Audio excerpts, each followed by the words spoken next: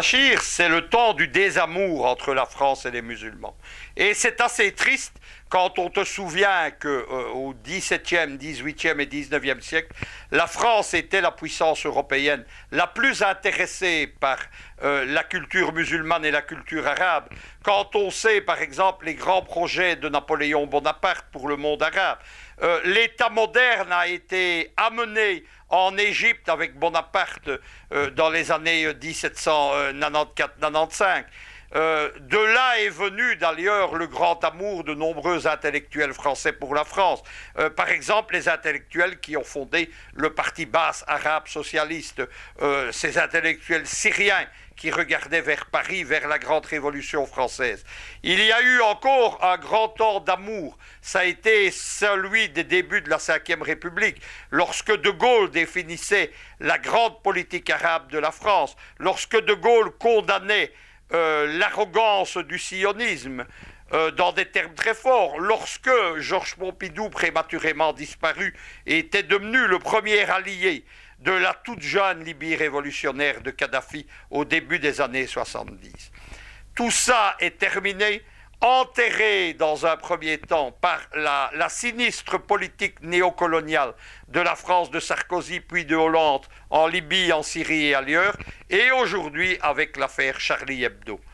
Il faut se rendre compte de quelque chose, c'est tout d'abord ce dont on ne parle pas ou peu dans les médias occidentaux et français. Il y a eu depuis l'affaire Charlie Hebdo quelques incidents antisémites, mais surtout plus de 160 agressions contre des musulmans, dont des musulmans poignardés, ou contre des lieux de culte des mosquées. Ça, c'est la première chose.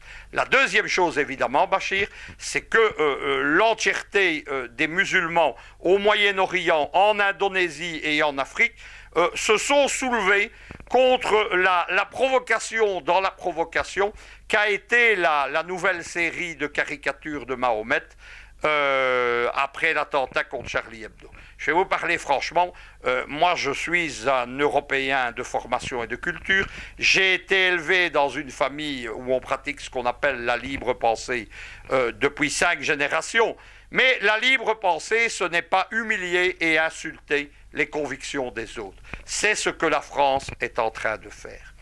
Ça ne s'arrête pas d'ailleurs à l'affaire Charlie Hebdo ou aux musulmans. Depuis maintenant 4 jours, la presse d'État chinoise, il n'y a pas d'émeute parce que la Chine est un État solide, mais la presse d'État chinoise tire à boulet rouge sur la France, qualifiant son attitude dans l'affaire Charlie Hebdo d'arrogance mondiale et planétaire, mais surtout, il y a un nouvel incident, celui-là, avec un autre journal satirique français qui s'appelle Fluide Glacial, et qui a fait une caricature odieuse en couverture, celle-là concernant le soi-disant péril jaune, avec ces affreux petits Chinois qui viennent acheter économiquement la France et qui viennent, parlons-le franchement, voler les blondes françaises aux Français. Le quotidien du peuple et la presse d'État n'est pas tendre à raison avec la France. Bachir, derrière tout ça, je dis toujours que pour comprendre l'actualité, il faut aller voir parfois longtemps en aval et en amont.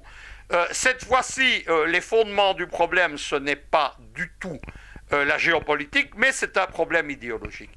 La France est entrée de plein pied par la volonté du gouvernement de François Hollande, avec l'appui de Sarkozy, avec l'appui, contrairement à ce qu'a raconté un panéliste la semaine passée, Marine Le Pen a organisé une manifestation où elle dit clairement « je suis Charlie » et l'un de ses conseillers est allé tellement loin qu'elle l'a désavoué, c'est un géopoliticien qui déclare que la France est en guerre contre les musulmans. Derrière tout ça, il y a une idéologie venue des USA comme d'habitude. Je sais que certains panélistes sourient de ce qu'ils appellent mon tropisme anti-américain, mais beaucoup commencent à me donner raison. C'est une idéologie qui s'appelle le choc des civilisations et qui a été définie par un idéologue qui s'appelle Samuel Huntington. Dans d'autres livres, Huntington a des positions néofascistes en ce qui concerne notamment l'État. Qu'est-ce que pour Huntington, le monde est divisé en une série d'idéologies incompatibles? C'est une vision qui s'inspire du grand philosophe allemand Spengler, mais qui, lui, ne voyait pas cette haine entre civilisations. C'est surtout une vision qui est, comme souvent avec les idéologues américains, opérationnelle, c'est-à-dire qu'elle sert à diviser les ennemis de l'Amérique. Pas seulement musulmans et chrétiens, mais aussi, je vais vous donner un exemple, en Europe, Huntington sépare le monde orthodoxe du monde catholique et protestant. Cela veut dire que si vous suivez Huntington, il n'y a pas mon concept géopolitique de grande Europe, de Vladivostok à l'Atlantique. La frontière de l'orthodoxie et du catholicisme est une frontière de monde en guerre. C'est évidemment des visions extrêmement dangereuses. Il faut comprendre que la France est entrée de plein pied dans cette guerre des civilisations. On voit les gens qui défilent derrière Charlie, les Je suis Charlie, parler de république, d'égalité, de fraternité.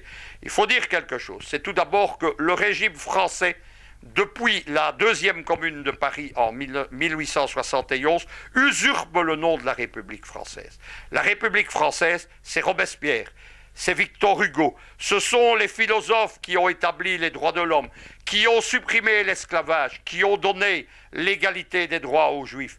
C'est ça la République française. Ce n'est pas aujourd'hui cette petite oligarchie constituée du showbiz, du monde politique, du monde de la finance et du monde médiatique qui est dominée par une sous-classe politico-sociale qu'on appelle les bobos, c'est-à-dire une bourgeoisie extrêmement prétentieuse et arrogante et qui pense qu'elle est bien placée pour donner des leçons au monde. La Russie, qui dans un premier temps est venue avec le ministre Lavrov défiler dans Je suis Charlie, apparemment s'en mord les doigts, et il y a eu de terribles critiques de la France en Russie, où on dit aussi que cette arrogance ne tient pas compte des autres peuples, mais surtout Kadyrov, qui est, rappelons-le, le bras droit de Poutine en Tchétchénie, a fait une manifestation de plus d'1 million de musulmans à Grozny. Pas des islamistes comme on a osé le présenter sur des médias français comme France 4. Kadyrov, c'est l'homme qui a rétabli l'ordre russe en Tchétchénie. Mais il respecte la religion des habitants. Il y a un grand moufti de la Fédération de Russie qui a des pouvoirs équivalents à ceux de mon ami le grand moufti de la République de Syrie, Bader El-Hassoun. Ce grand moufti règne, oriente et est le père spirituel de 30 millions de musulmans parfaitement intégrés. J'ai eu l'occasion de découvrir cette communauté puisque lors d'une mission de monitoring pour l'élection présidentielle en Russie de mars 2012, j'ai été reçu dans la communauté kazakh russe près d'Astrakhan sur la Volga et nous avons été reçus notamment par des familles kazakhs. Ce sont des populations d'origine turco-mongole musulmane et ce sont des gens parfaitement intégrés. Fans de Poutine parce que Poutine leur a permis de se développer économiquement et qui, comme tout le monde, ont porté de nombreux toasts à la vodka. Voilà, c'est ça l'islam de Russie. Eh bien, Kadyrov dit de la France, nous n'acceptons plus les insultes, nous n'acceptons plus les arrogances, nous n'acceptons plus ces caricatures stupides où on fait ce qu'on appelle en France au prophète Mahomet une tête de nœud. C'est pas très malin et c'est chercher la haine dans une situation différente. La France, Bachir, elle est en train de rencontrer dans le monde ce que le grand écrivain, l'homme politique Ziegler en Suisse a décrit dans un livre qui s'appelle La haine de l'Occident, qui explique pourquoi on déteste, lui parle surtout des Américains et des Anglo-Saxons, mais la France est en train de s'attirer sur elle seule. La haine du monde, c'est le même phénomène que décrit Ziegler. Une dernière chose, Bachir, derrière tout ça, il y a une terrible hypocrisie, parce qu'il faut quand même se rendre compte de quelque chose. Il y a 15 jours, Obama, les politiciens anglais, toute la classe politique française a défilé en hurlant « Je suis Charlie ». Marine Le Pen l'a fait dans une seconde manifestation dans le sud de la France, organisée par son seul parti. Eh bien, tous ces gens, donc, Hollande en tête, qui nous ont dit « Je suis Charlie », ils sont en train, depuis 24 heures, de rendre hommage à l'autocrate, au roi Abdullah, qui est décédé d'Arabie Saoudite, qui est un autocrate, dans un pays où n'existe aucune liberté, dans un pays qui est la matrice idéologique de tous les djihadismes. C'est là qu'est né ce qu'on appelle le wahhabisme, qui est la matrice des djihadistes, du salafisme des frères musulmans, un pays où les femmes n'ont aucun droit. Une autre Française, Madame Lagarde, directrice du FMI, a osé dire de lui qu'il avait fait beaucoup pour la cause des femmes.